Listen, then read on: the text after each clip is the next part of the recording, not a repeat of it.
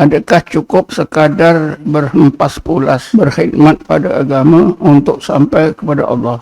Kerana ini digunakan kebanyakan pusat tahfiz. Dah dapat jawapannya. Dapat tak jawapan ni? Nak sampai kepada Allah dalam arti sampai kepada hakikat dan makrifah. Makrifatullah mesti merusi tajalli. Jangan ditukar. Berhempas pulas berkhidmat. Ini dapat pahala. Dapat pahala dengan dapat kurniaan daripada Allah. Hakikat makrifat itu lain. Ya. Untuk sampai kepada Allah, adakah pelbagai kaedah atau teknik di dalam tasawuf? Itulah kaedahnya. Bismillahirrahmanirrahim. Ini disebut oleh Allah. Ayat 27 surah Ar-Ra'd. Qul inna Allah yudhillu man yasha' wa yahdi ilahi man anab. Ya Muhammad, engkau ajarkan kepada umatmu. Sesungguhnya Allah menyesatkan orang-orang yang telah ditentukan sejak azali untuk disesatkan. Wa yahdi ilahi man anab. Dan Allah sentiasa melimpahkan hidayatnya kepada orang-orang yang melakukan inabah kepadanya. Inilah asalnya nak dapat hidayat daripada Allah hingga sampai kepada Allah. Syarat yang pertama, mesti orang tersebut lakukan inabah kepada Allah. Menjadi munibun ila Allah. Saya dah sebutkan, inabah itu ialah taubat yang sempurna bagi orang-orang Islam. Yang mungkin sama dengan taubat nasuhah atau taubat yang terpimpin.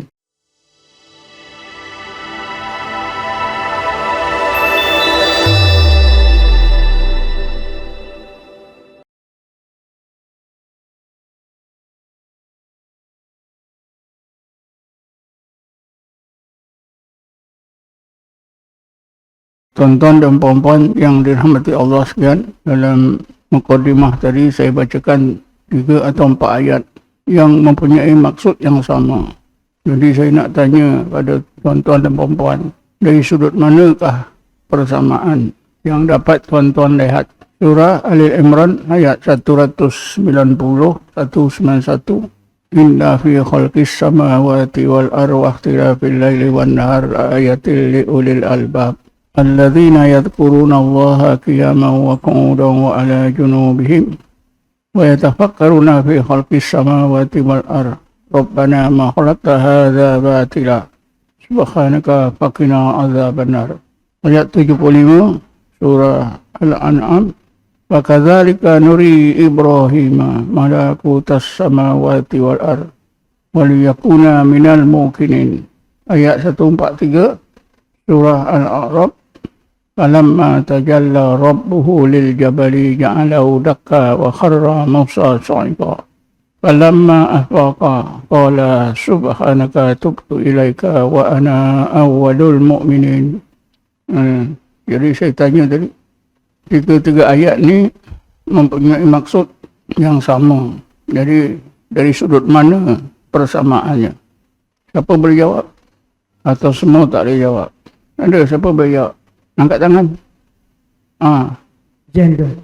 Ketiga ayat tu, mereka itu Allah sampaikan kepada hakikat dan makrifah yang sebenar. Lagi? Okey. Ada siapa lagi nak jawab? Assalamualaikum. Minta izin Tuan.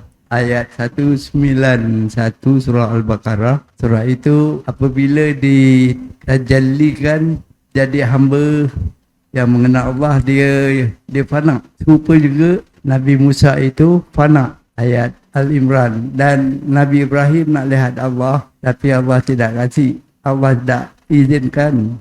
Dia hanya mengizinkan supaya Nabi Ibrahim mencincang 4 ekor burung dan bagaimana Allah menghidupkan itu. Ini semua, 3 ayat ini melambangkan mengenal Allah. Terima kasih.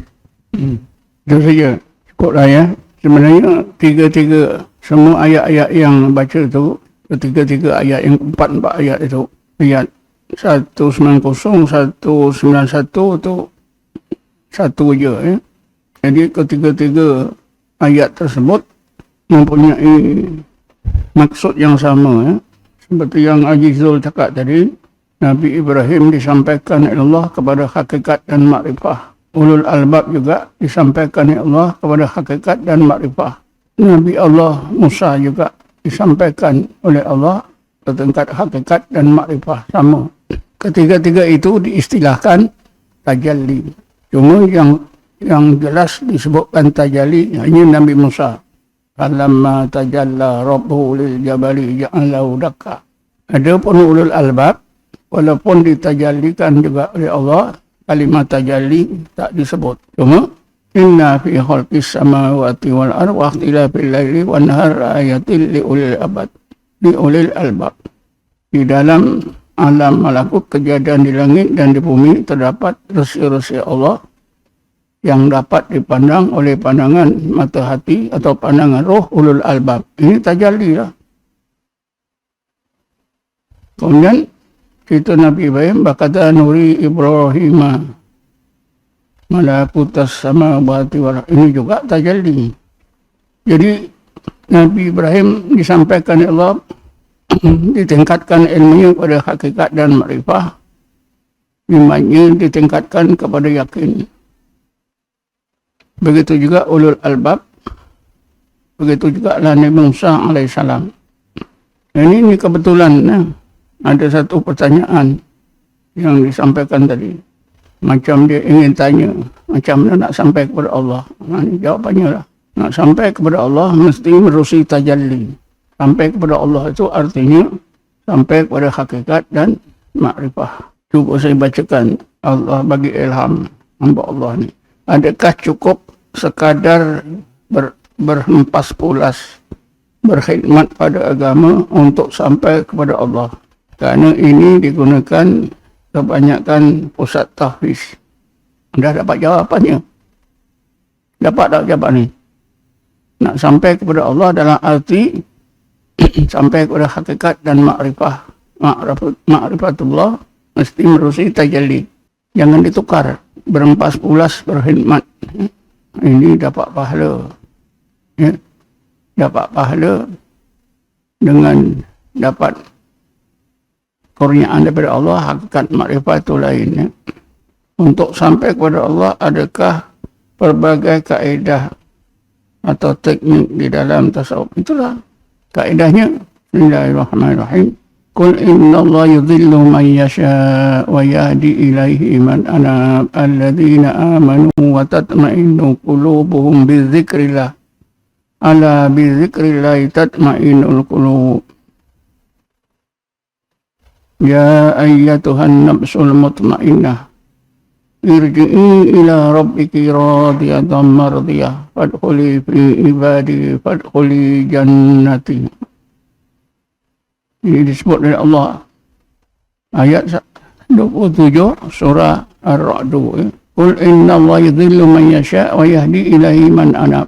Ya Muhammad, engkau ajarkan kepada umatmu, sesungguhnya Allah menyesatkan orang-orang yang telah ditentukan sejak azali untuk disesatkan. Wa yahdi ilaihi man anab, dan Allah sentiasa melimpahkan hidayatnya kepada orang-orang yang melakukan inabah kepadanya.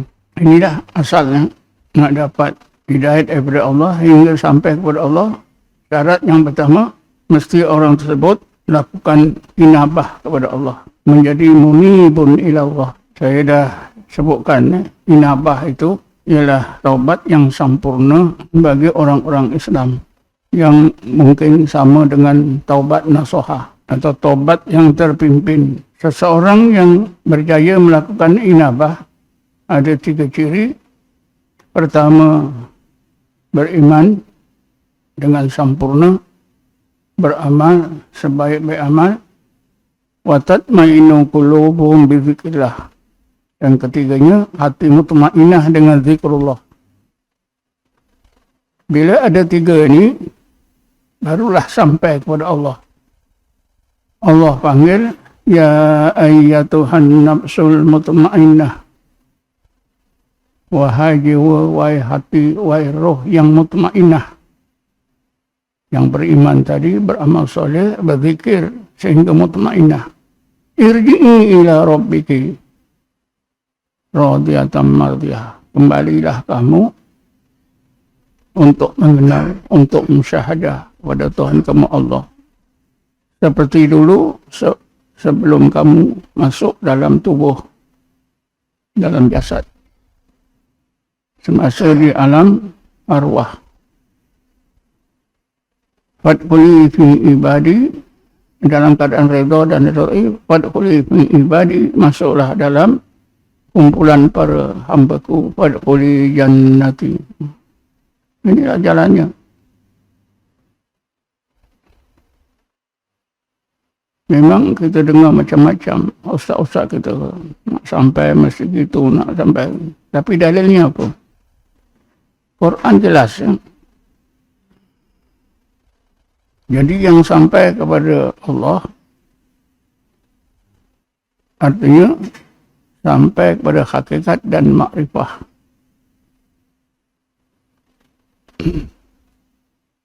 Mestilah menerusi apa dia? Amalan zikir. Tapi janganlah kita menjadi bodoh. Zikir saja ke tak payah solat. Nah ni soalan bodoh.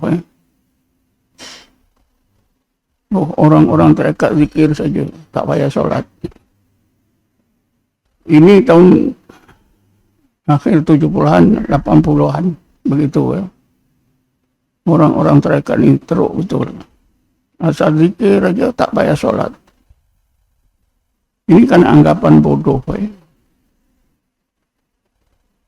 Jadi kita pun jangan ikut mereka. Apa dah orang terikat ni, zikir saja. Untuk sampai kepada Allah, zikir saja. Tak payah solat. Dah Allah sendiri bercakap ni tentang solat yang fardu, yang sunat itu memang kita dah ketahui. Puasa, haji itu ibadat kita dah tahu.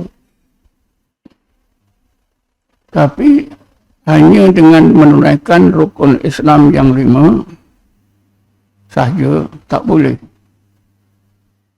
Kan saya dah cerita dalam satu forum di Institut Aminuddin Baki di Genting, yang menjadi panel arwah Tuan Guru Imam Isa, kedua arwah Ustaz Mukhtar Yaakob,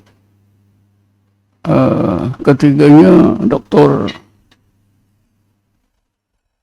daripada Brunei itu, apa nama saya lupa, Saidun Awang Osman.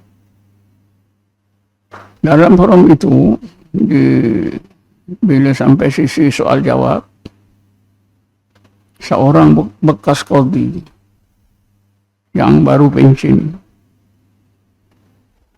dia bangun menyinga-nyinga, menunjukkan apa tu, cara dia soal tu macam sangat menghina ilmu tarekat. Macam saya ini, saya dah beramal bersungguh-sungguh rukun Islam yang 5. Saya dah pegang kuat rukun iman yang 6. Wajib ke saya bertarekat? Itu sepatutnya seorang alim tak bercakap itu.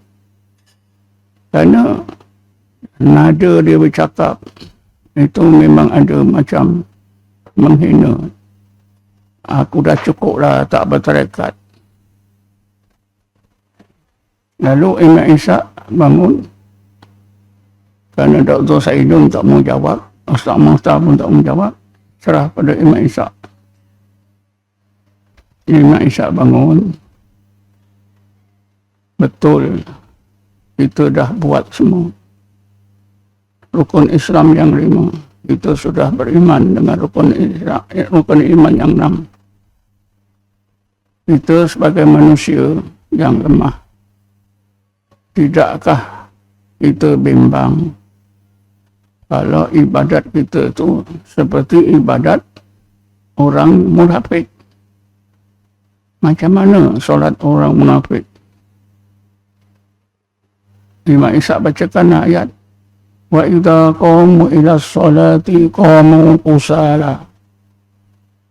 Orang munafik itu di zaman Rasulullah bila bangun mengerjakan solat dalam keadaan sangat malas kerana berpura-pura. Wala yadhkuruna Allah qalila. Orang munafik zaman Rasulullah pun berzikir tapi sikit. Jadi Imam Isa ulas lah, lebih kurang. Jawapan itu sangat tepat, tuan-tuan.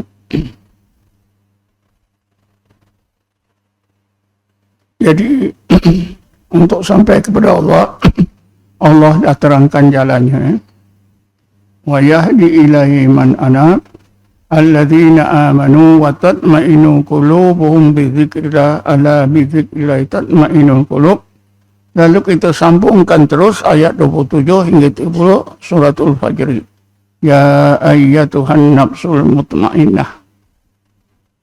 Siapa di antara umat Nabi Muhammad yang mempunyai jiwa, hati atau roh yang mutmainnah, yang berzikir tadi. Bukan puasa. Bukan banyak solat. Bukan banyak sedekah. Tapi bila saya cakap itu, janganlah kata, oh tak payah solat lah. Tak payah sedekah lah. Itu jangan cakap. Itu cakap yang bodoh. Dah Allah bagi tahu kita, sesudah kita menunaikan apa juga kewajipan.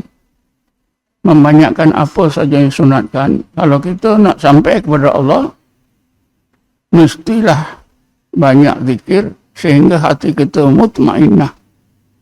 Bila hati kita mutmainnah, jiwa kita mutmainnah, roh kita mutmainnah, baru layak untuk disampaikan oleh Allah.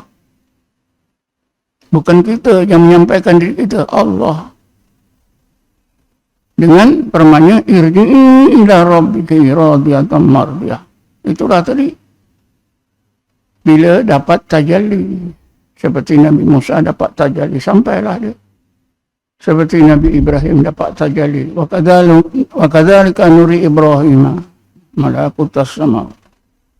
Seperti ulul albab. Inilah golongan orang yang sampai kepada Allah. Dicontohkan oleh Allah. Bila saya bercakap dengan zikir yang betulan, zikir dan tafakur, itulah jangan cakap, oh tak payah solat, tak payah puasa. Ini awal 80-an memang penat orang-orang tarekat nak ngelak. Apalah. Sampai dibawa ke semena-semena. Orang tarekat ni berzikir je, solat tak payah. Macam mana kita yang bertarekat? Terima sajalah, dengar je. Sebab apa kita tak dijemput naik ke pentas? Kita dengar bawah, dengar je.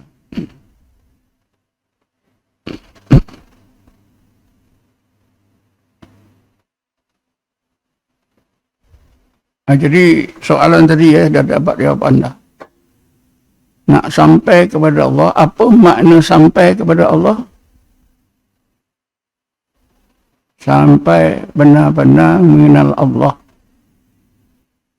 Dapat tajalli. Orang yang kenal pada Allah tu, sebenar-benar kenal sampai hakikat dan makrifat dapat tajalli.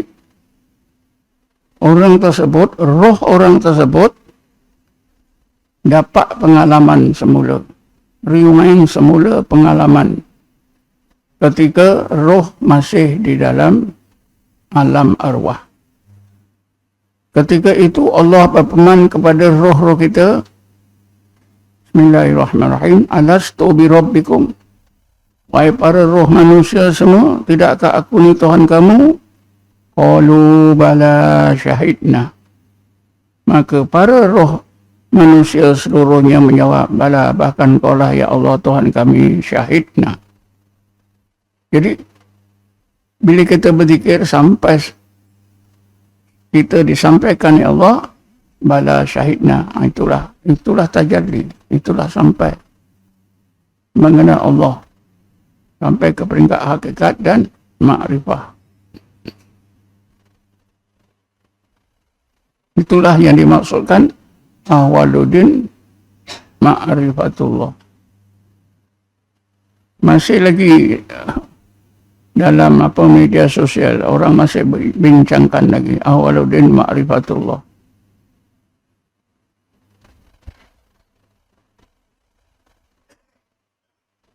Sebenarnya Awaluddin haqqan Ma'rifatullah. Baru betul. Awal agama yang sebenar-benar, awal hakikat agama yang sebenar ialah Ma'rifatullah. Kenapa? Bila seorang bayi lahir, mak bapaknya Islam, dia Islam. Awal agamanya dengan kelahiran dia. Seorang kafir bila mengucap dua kalimah syahadah, itu awal agama dia. Tetapi apa yang disebutkan oleh Sayyidina Ali ialah Awaluddin haqqan Ma'rifatullah. Menjadi golongan al-awwalun. Kan Nabi Musa kata, wa ana awalul mu'minin. Nabi Musa sesudah dikurniakan Allah Tajalli itu, dia baru berasa sampai kepada hakikat iman. Saya kan sudah terangkan ya, konsep al-awwalun, as-sabiqun al-awwalun. Tuan-tuan dah lupa lah. Lalu saya ingatkan, kalau dah susah, catat sah. Jangan sombong. Aku ingat ni bukan susah. Jadi sombong ni lah yang jadi susah. Padahal bukan banyak istilah-istilah ni.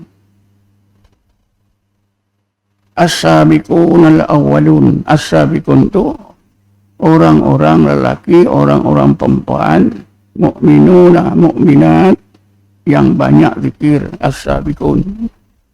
Al-awwalun, orang-orang yang berzikir yang telah mencapai hakikat dan ma'rifatullah.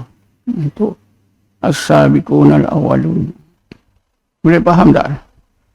Kalau tak ditulis tuan-tuan, hilang. Pagi tadi Ustaz Zul dengan berapa orang, dia buka-buka buku dekat perpustakaan saya di rumah. Banyak risalah yang telah saya tulis terjumpa. Sebab saya tulis terjumpa. Banyak macam-macam. Saya pun dah lupa. Saya fikir tak ada semua. Cuba kalau saya tak tulis. Bukan senang. Jadi tadi apa makna sampai kepada Allah? Sampai kepada Allah ni telah ditanyakan oleh Sayyidina Ali kepada Rasulullah SAW. Ya Rasulullah, dullani ala aqrabut turuki ila Allah wa ashaliya ala al-ibad wa afdaliya indallah. Ya Rasulullah, ajarkanlah kepada aku satu kaedah amalan, satu tarekat yang bila aku amalkan sangat dekat dan cepat untuk sampai kepada Allah. Sangat dekat, sangat cepat untuk sampai kepada Allah. Maknanya sampai kepada hakikat dan makrifahnya. Wa ashaliya alal ibad. Amalan itu pula paling mudah diamalkan oleh orang ramai. Tak susah. Wa afdaliha indallah, dan paling afdal si Allah. Apa ya Rasulullah? Ya Ali alaika bi mudawamati zikrillah sirran wa jahran. Kalau gitu ya Ali, kalau engkau mau dapat amalan itu, wajiblah di atasmu sentiasa zikrullah.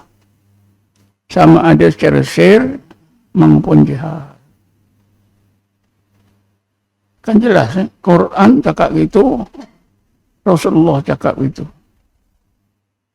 Anda tak Rasulullah cakap, kalau engkau nak dapat cepat sampai pada Allah, ya Ali, engkau banyak semayang. Malam-malam bangun, semayang sampai waktu subuh. Ada tak? Bila saya cakapnya itu, bukanlah saya meremehkan perintah tahajud. Maksud saya bukan dengan cara banyak semayang. Tapi banyak zikir. Dan zikir bukan sebarang zikir. Zikir yang memang diajar oleh Rasulullah.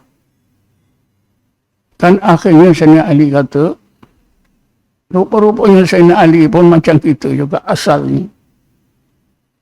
Maka Sayyidina Ali kata, "Wannasu dzakiruna ya Rasulullah." Ya Rasulullah, takkanlah dengan cara berzikir. Orang ramai dah berzikir, aku sendiri pun dah berzikir ya Rasulullah. Fakhassani bisyai'in. Ajarkanlah aku satu amalan yang khusus untuk aku.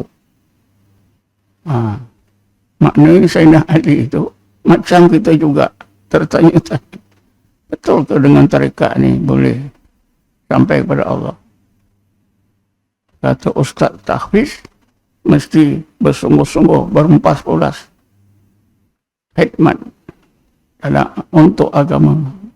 Itu bukan cara, walaupun itu diperintah, bukan itu cara. Dah Rasulullah kata, alaika bimudawamati dzikrillah sirran wa jahran. Sehingga Sayyidina Ali pun macam tak percaya. Sebenarnya saya ini percaya cuma nak dapat penjelasan, pencerahan. Ya Rasulullah, takkan dah zikir ya Rasulullah. Aku dan orang ramai, umatmu semua dah berzikir.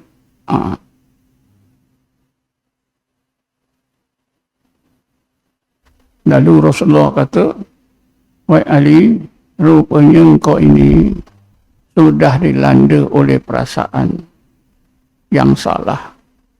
Perasaan yang pernah melanda Nabi Musa alaihissalam.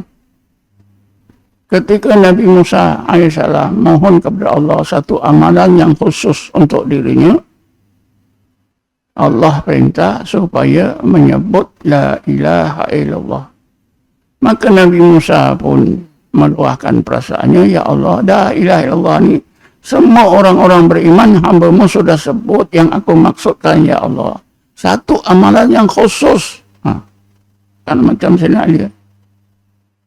Maka Allah berfirman, wahai Ali, kalau engkau letakkan la ilaha illallah di sebelah jatin, bumi dengan segala isinya, langit dengan segala isinya, dan apa saja yang ada di antara langit dan bumi di sebelah jatin, nasya la ilaha illallah lebih berat.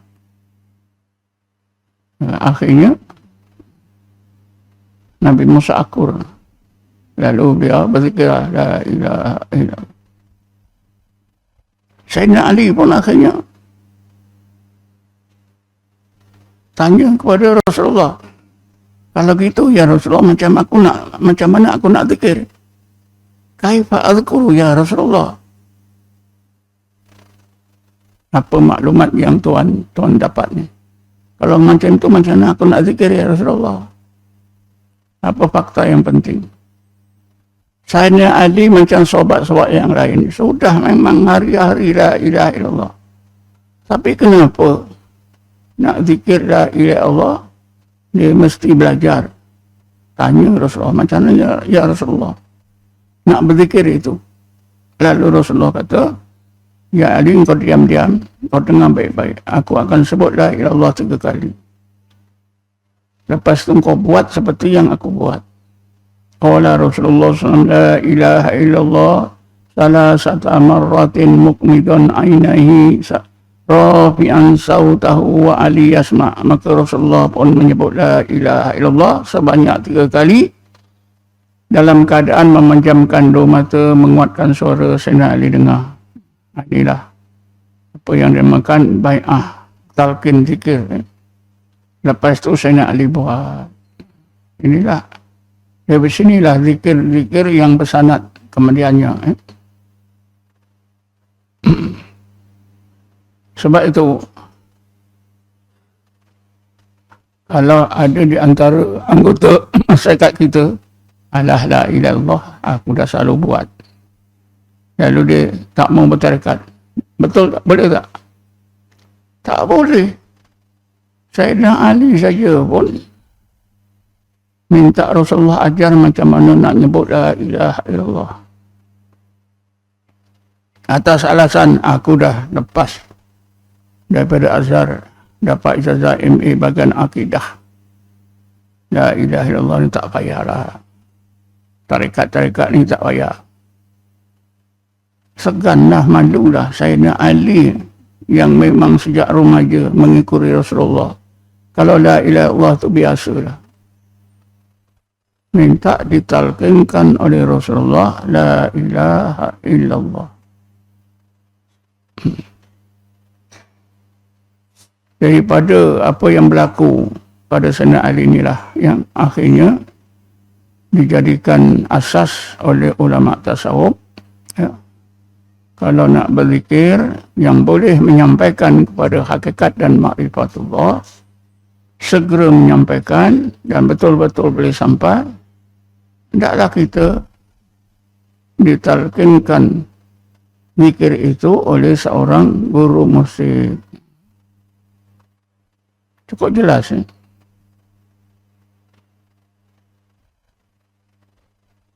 Memang timbul masalah.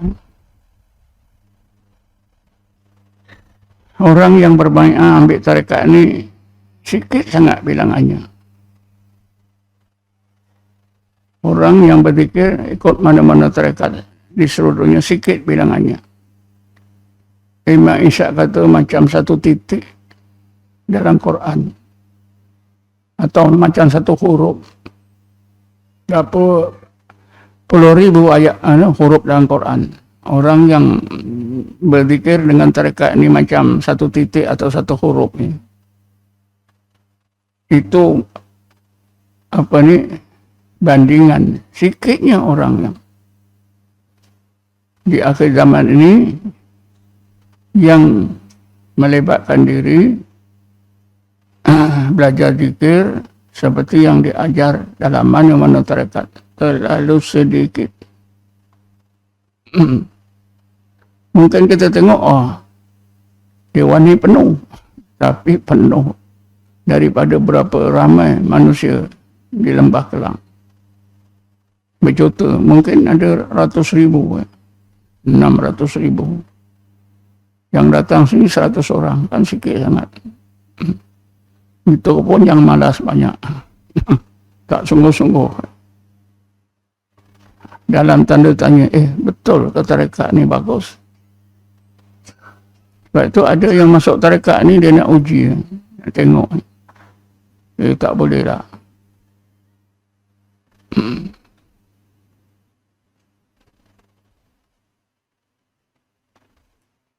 Orang tarekat ni yang lelaki tak pakai janggut lah.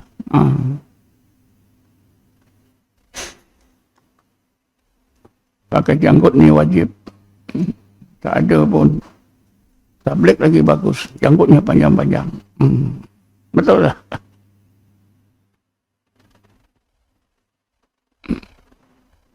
Orang tarekat tak ada yang berserban pun. Jubah pun. Mana sunnah tak ada. Di dalam setengah tarekat tuan-tuan. Sudah ditentukan adab. Adab berpakaian. Dalam Naqsabandi sudah ditetapkan sejak awal lagi. Siapa yang belajar Naqsabandi, pakaiannya mestilah berpakaian seperti yang dipakai oleh orang ramai di satu-satu tempat. Jangan berpakaian seperti ulama. Itu tidak boleh. Berpakaian biasa. Banyaklah sebab-sebab yang saya tak perlu nak terangkan.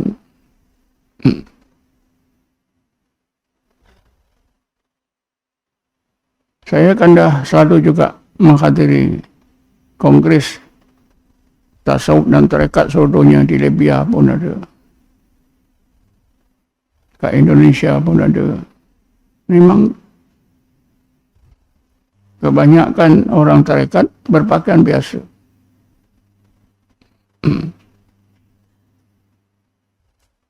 Adapun janggut bagi lelaki itu dalam mazhab Hanafi wajib.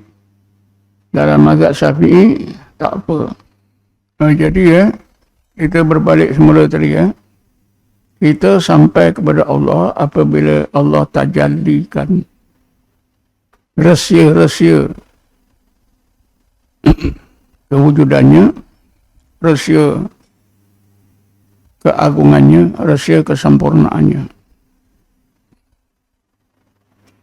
Macam mana tajalli itu? Seperti Allah tajalikan kepada roh kita sebelum roh kita masuk dalam tubuh. Alastu bi rabbikum qalu bala syahidna. Itu tajalli. Tapi bila roh dah masuk dalam tubuh, roh dah tak kenal Allah.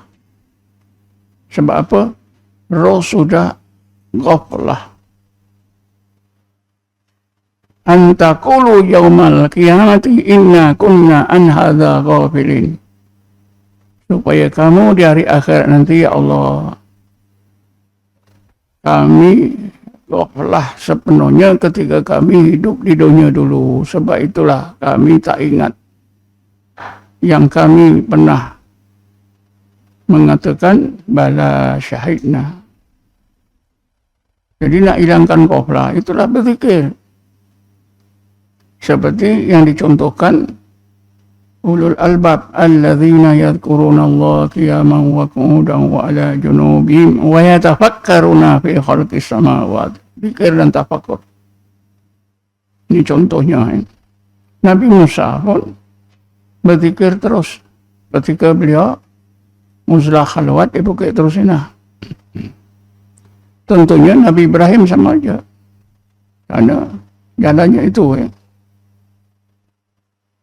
Inilah di antara maksud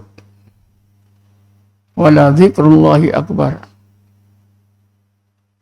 Inna sholata tanha anil fakhsha'i wal munkar wala zikrullahi akbar. Allah bandingkan kesan baik solat hanya menjauhkan orang yang solat daripada dosa-dosa besar, dosa-dosa kecil. Tetapi Allah tutup wala zikrullahi akbar. Sesungguhnya zikrullah itu lebih banyak, lebih besar lagi faedahnya.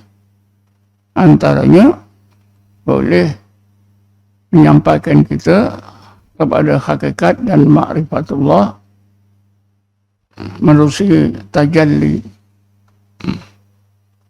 Dan hadis Nabi tadi sama saja. Kata Rasulullah, alaika ya Ali, alaika bi muda wa mati dzikrillah sirran wa jahran. Jangan ditukar. Ya Ali, alaika as-shalah. Wajiban atau manduban. Jangan. Ya Ali, alaika bi muda wa mati dzikrillah sirran wa jahran. Jangan ditukar dengan solat. Jangan ditukar dengan amalan lain. Jadi Quran dan hadis sama. Cuma kita ni tuan-tuan, kita umat Islam akhir zaman ni,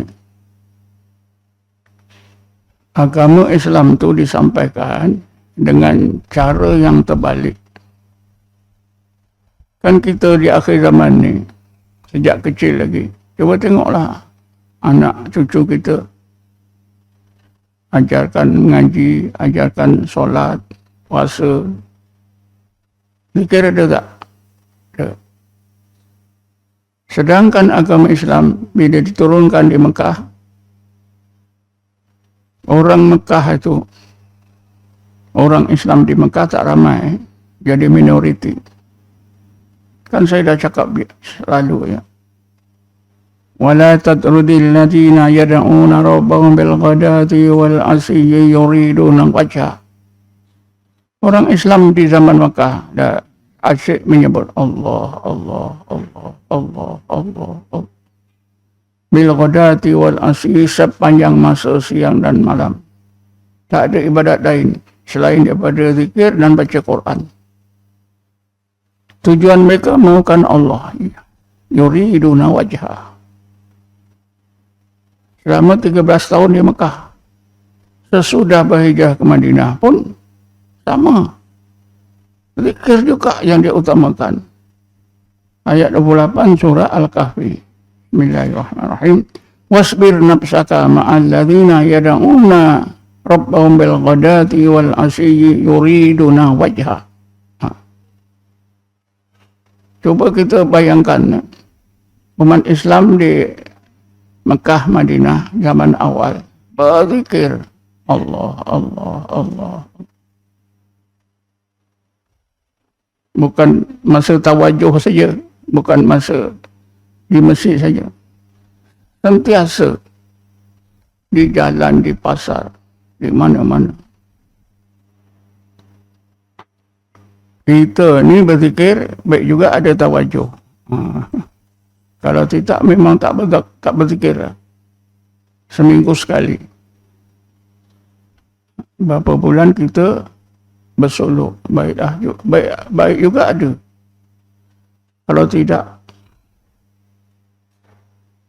cuba kita fikir, kita ingat balik. Di antara kita ni siapa yang benar-benar gigih berzikir seperti sahabat zaman Mekah, zaman Madinah? Tak ada. Kalau ada seorang pun memanglah mahal sangat.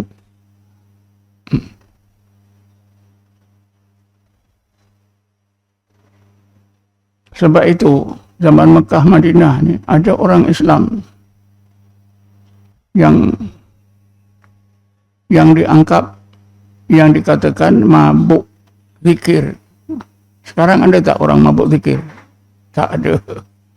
Mabuk dadah ada tak? Mabuk rokok ada. Mabuk zikir zaman awal ni biasa.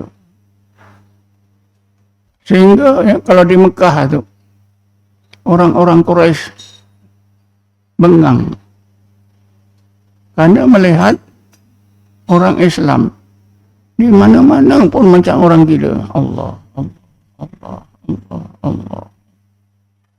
Jadi orang-orang Quraisy sesama mereka, kita tengok tu, dia tu dah ikut Muhammad, tengok dah gila dah. Asyik sebut Allah, Allah, Allah, Allah. Teruknya.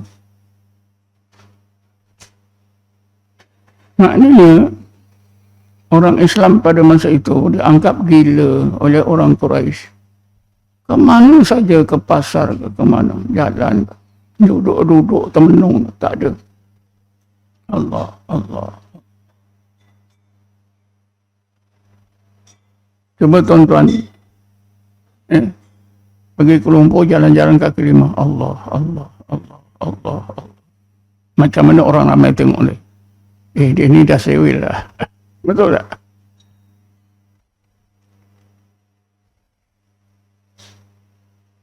Tak salah Haji Banwar pernah buat ni. Masa dia ikut saya di Johor Bahru. Dia kata dia berpakaian yang compang-camping. Dia jalan kat bandar. Dia Allah, Allah, Allah, Allah.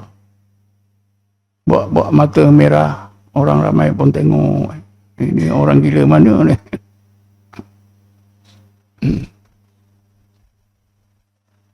Tapi di zaman awal, orang gila, orang mabuk zikir ni biasa. Kerana sentiasa berzikir. Dalam sodok kadang-kadang ada lah seorang dua yang betul-betul makan pun tak mau. Dalam masa sodok ada tak jemaah kita yang tak mau makan? Ada, tapi sakit perut lah agaknya. Zaman Imam Ishak dulu memang tak mau makan. Pasal apa? Rasa dah tak perlu makan. Dikir sih. Jadi malam ini saya tegaskan sampai kepada Allah itu berarti sampai kepada mengenal Allah sebenar-benar kenal, sampai kepada hakikat dan makrifah. Karena itulah Syekh Najmuddin Kubra kata as-syari'atu kas-safinati wa tariqatu kal bahri wal haqiqatu kad-durri. Faman arada ad-durra raqiba as-safinata fa syara'a fil bahri liyasila ad-durra. Syariat itu seperti kapal. Tarekat itu seperti lautan. Hakikat itu di dalam hakikat itulah ada mutiara makrifah. Siapa mau mutiara makrifah, wajiblah ia naik kapal syariat, belayar di lautan tarekat, supaya segera sampai kepada hakikat dan dapat makrifah, mutiara makrifah.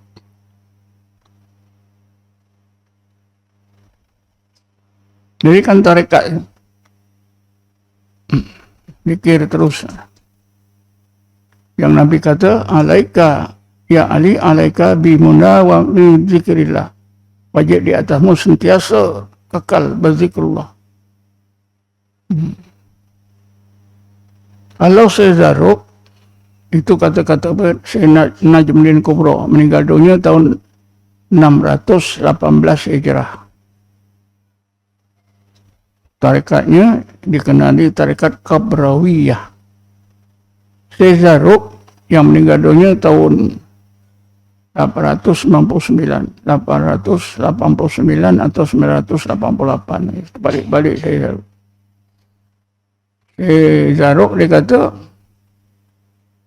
as-syari'atu anta abudahu wat tariqatu antak sudahu wa tahdurahu wal haqiqatu antashhadahu. Kalau kita gabungkan dua-dua ungkapan ni lagi baik. Apa kata Sezaruk? Di peringkat syariat itu anda beribadat kepada Allah. Kita zikir la ilaha illallah itu ibadat kan? Jangan ibadat ni kita kata solat saja, puasa saja, bukan. La ilaha illallah, Allahu Allah, itu ibadatnya. Itu syariat. Ya. As-syari'atu anta abudahu. Di peringkat syariat itu anda beribadat kepada Allah, sebut Allah, Allah, Allah. Wat tariqatu antak sudahu. Ketika kita sebut Allah, Allah itu hati kita hanya mahukan Allah. Ilahi anta maksudi wa ridhaka matlubi. Wat tariqatu antak sudahu. Hati anda maksud Allah saja. Wa takhdurahu, sehingga Allah itu hadir, bertakhta dalam hati. Wal haqiqatu anta syahadahu, dan hakikat itu ialah anda musyahadah. Itulah tajalli. Musyahadah itu tajalli. Kalau ulul albab tadi nampak ayat-ayat Allah di alam malakut.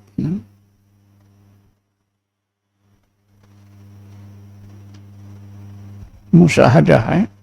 Sebab itu musyahadah maknanya al-musyahadatu hiya ru'yatu ayatil haqqi bil basirati aw bil ruh min ghairi subhatin ka'annahu ra'ahu bil aini. Musyahadah itu ialah pandangan mata hati atau basirah atau pandangan roh melihat rahsia-rahsia Allah. Ya. Pandangan hati atau pandangan roh melihat rahsia-rahsia Allah di alam malakut dengan terang, tanpa keraguan, seolah-olah melihatnya dengan mata kepala. Musyahadah. Kalau dilihat dari sudut dalil, boleh juga. Dalil mengenai Allah itu ada 3. Ayatun makru'ah, ayatun mar'iyah, ayatun masyhudah. Dalil-dalil yang dibaca di Quran, hadis, dalil-dalil yang dilihat oleh mata kepala, dalil akli. ayatun masyhudah, dalil-dalil yang dimusyahadahkan oleh pandangan ruh. Sama saja. Jadi apa yang saya terangkan ni semuanya ke arah satu fakta bahawa untuk sampai kepada Allah ialah dengan zikrullah dan tafakkur. Kalau dengan politik boleh tak? Dengan politik boleh tak? Dengan politik lagi jauh lah. Sebab Imam Ishaq dia cakap kalau kita dah berterikat janganlah berpolitik. Kenapa tuan? Politik ni banyak nafsunya. Habis kalau kita masuk PAS boleh tak tuan? PAS pun sama je. Kalau tak percaya tengoklah. Kalau tak percaya kamu tengoklah. Maknanya ya, Imam Ishaq memang dia tidak melarang orang berpolitik. Murid dia Tengku Mustafa, orang Kuala UMNO, pernah jadi apa Speaker Dewan Undangan Negeri Pahang. Seorang murid dia orang kuat PAS. Dia tak larang. Tapi dia tetap cakap sepatutnya bila kita berterikat jangan berpolitik. Apa sebab? Kerana politik ni banyak nafsunya. Kalau PAS tuan, sama je. Ini bukan cakap saya. Nanti orang PAS marah saya. Nak marah Imam Ishaq lah dah. Dia dah meninggal. Ini ada orang PAS ni. Rekod ni.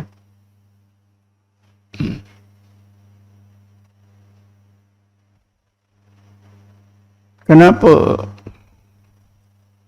jadi mazhab Syiah? Sebab politik lah.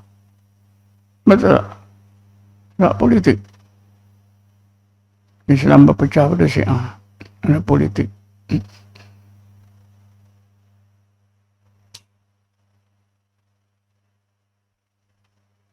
Dan orang Syiah kata Abu Bakar, Umar, Osman, Ali telah merampas hak Sayyidina Ali. Sayyidina Abu Bakar, Sayyidina Umar merampas hak Sayyidina Ali sebagai khalifah. Kerana Rasulullah ada bersabda dalam hadis yang terkenal Hamul Ghadir. Itu politik kan. Sepatutnya Sayyidina Ali. Atau anak cucunya Hasan Hussein. Sayyidina Hussein dibunuh. Dua cucu Rasulullah habis. Jadi orang Syiah bila itu politik kan. Politik. Akhirnya kan ajaran Syiah itu dah jauh daripada ajaran Islam. Quran pun mereka ada Quran sendiri. Kita guna Quran kita, ada Quran sendiri. Kalau dalam ahli sunnah, periwayat hadis yang terkenal Abu Hurairah. Syiah kata ini pembohong besar. Pasal apa pembohong besar? Dia Islam bersama Rasulullah hanya 5 atau 6 tahun. Macam mana dia boleh banyak sangat meriwayat hadis? Tak munasabah, tak masuk akal. Tapi siapa yang belajar sejarah, pernah baca sejarah Abu Hurairah, dia tak tahu ya. Kerana Abu Hurairah ni walaupun dia baru Islam, dia sedar. Ya Rasulullah, aku ni baru Islam. Aku ni ketinggalan semua. Kau doakan aku ya Rasulullah supaya aku ni dapat banyak ilmu. Maka Rasulullah perintah dia ada buat sesuatu. Saya tak mau ceritalah. Ada setengah riwayat Rasulullah bentangkan kain putih supaya Abu Hurairah duduk di atas kain putih itu. Rasulullah doakan. Karena itulah Maka Abu Hurairah mudah ingat. Ingatan dia kuat. Dan kerana itu akhirnya beliau menjadi perawi hadis yang terbanyak. Itu ada dalam Islam memang boleh macam tu. Terutamanya doa Rasulullah. Syekh Abu Hasan Kharqani, dia meninggal dunia awal abad ke-5, sekitar 412 ke 424. Dia ulama dan dia ahli tarekat. Dia kira sebagai apa? Belajar tarekat Abu Yazid Bustami. Tapi ada 2 orang ulama. Untuk sampai kepada Abu Yazid Bustami itu ada 2 orang ulama. Abu Hasan Kharqani, guru dia baru sampai kepada Abu Yazid Bustami. Walaupun Abu Hasan Kharqani ini tak pernah bertemu dengan Abu Yazid, kerana Abu Yazid Bustami ini dah mati lebih kurang 100 tahun lebih. Abu Hasan Kharqani baru lahir. Dia tak bertemu. Tapi Abu Hasan ni dia percaya kelebihan Abu Yazid. Jadi dia niat dalam hati supaya dia dapat keberkatan Abu Yazid Bustami. Boleh katakan selalu dia ziarah makam Abu Yazid Bustami. Di situlah dia berdoa, di situlah dia berzikir, baca Quran. Selalu sangat. Kerana di antara masjid Abu Hasan dengan masjid Abu Yazid Bustami ini tak jauh. Saya lupa berapa jauhnya. Kerana dua-dua masjid ni saya dah lawati tahun 2014 lah. Jadi oleh kerana Abu Hasan Kharqani ini selalu ziarah kubur Abu Yazid, baca berzikir, baca Quran. Tiba-tiba tuan-tuan, Syekh Abu Hasan Kharqani ini yang tak hafal Quran, tiba-tiba dia hafal Quran. Itu di antara keberkatan.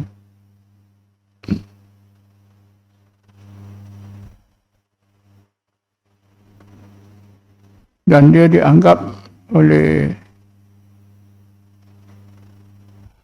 ulama tasawuf sebagai wali besar Abu Hasan Kharqani.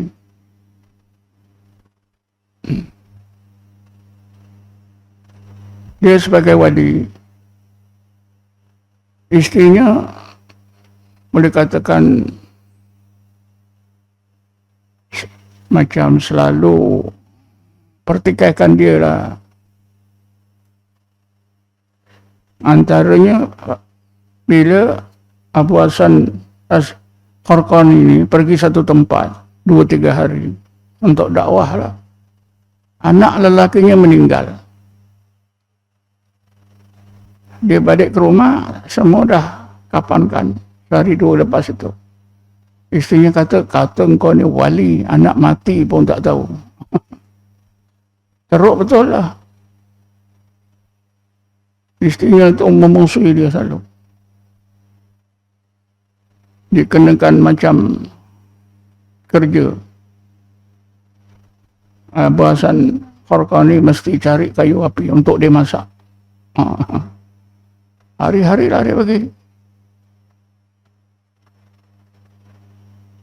Hari-hari pergi ke padang pasir cari kayu api untuk masak. Itu mana ada gas ya.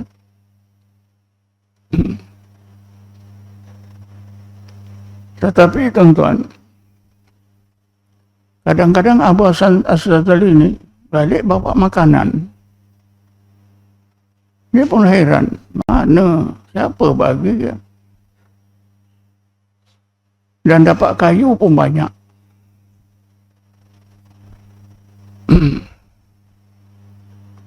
Jadi satu hari tuan-tuan, istrinya tu endap. Betul ke dia cari kayu. endap-endap, betul dia cari kayu api. Pembantu Abu Hasan Kharqani ini yang bawa kayu yang dia dah ikat, siapa dia? Seekor singa. Terperanjat isi dia. Singa.